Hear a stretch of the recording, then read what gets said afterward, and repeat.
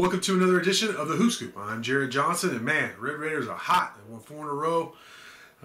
Consecutive wins over Baylor and Texas, completing season sweeps over both. And then, of course, the win over Oklahoma to get some revenge. They beat Oklahoma by 24 points, and it didn't seem like it was as close as that. They just totally dominated them, especially in the second half. They had a 7-point lead at the break, but second half, it was just total domination. And that was good to see. I mean, Texas Tech right now is on a roll. Doesn't seem to matter like who's available. They just keep rolling.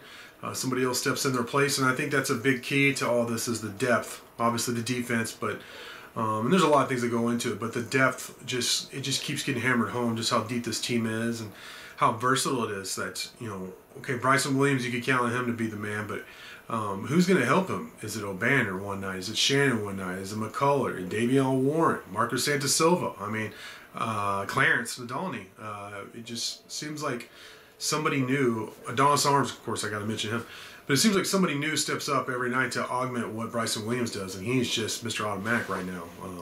Whether it be on the low block, mid post, top of the key, off the pick and pop game, Bryson Williams right now is just unstoppable. He reminds me actually of a I don't say poor man's, but he reminds me of LaMarcus Aldridge. And he's a big dude. He's got that length. He's got some good athleticism. But, I mean, he's deadly when he just faces you up on the perimeter because he's good off the bounce. He's got that great jumper.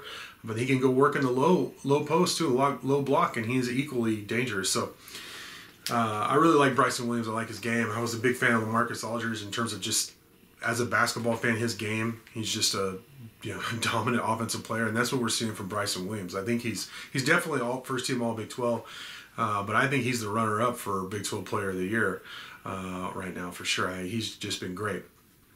So now, with those big wins in a row, Texas Tech has positioned themselves on the maybe the 2 line. They're either a 2 or 3 seed right now, and they're facing the bottom third of the Big 12 the rest of the way. So if they can run the table, they have a really good shot. As a matter of fact, I think they will be a 2 seed if they run the table, even if they drop their first game in the Big 12 tournament. Because time and time again, history has shown us that the committee just doesn't put a lot of stock into conference tournaments. They don't. I mean, if Tech were to run the table all the way through and then win the Big 12 tournament, if they got some help, perhaps they would be a 1 seed. I mean, that is conceivable.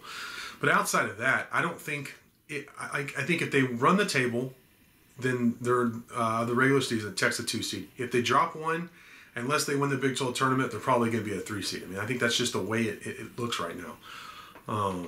So pretty interesting. But up next, they got TCU 5 o'clock Saturday in Fort Worth. They're looking for yet another season sweep of an in-state conference opponent. I really don't think Tech has done that, at least in Big 12 play. Because this was their first sweep of Baylor this year since 2005. Of course, TCU wasn't even in the Big 12 then, so this will be the first time in Big 12 play. Now, I have to go back in Southwest Conference. I bet they did. Maybe the Tony Battie team did.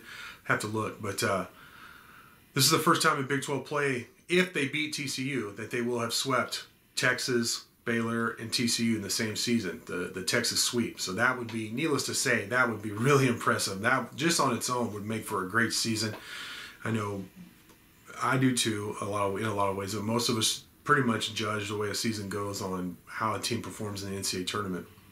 It's just the way this actual college basketball sport is set up. But still, a lot of interest in this game against TCU for that reason.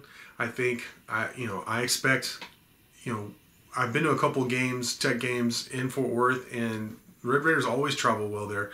But I expect right now there's just a momentum going with this program and this team and this fan base. Just a huge love fest going on. Coach Mark Adams is beloved. These players are beloved, and rightfully so. The way they play the game, the joy they play the game with, the energy, effort they play with, the grit they play with, the unselfishness this team plays with is admirable. And it's not only that, but it's leading to a lot of success, which is also always admirable. And the idea of sweeping TCU to complete this Texas sweep it's pretty exciting. So 5 o'clock tip on Saturday in Fort Worth. Can't wait to see what happens. With that, I want to thank you for watching, and until next time.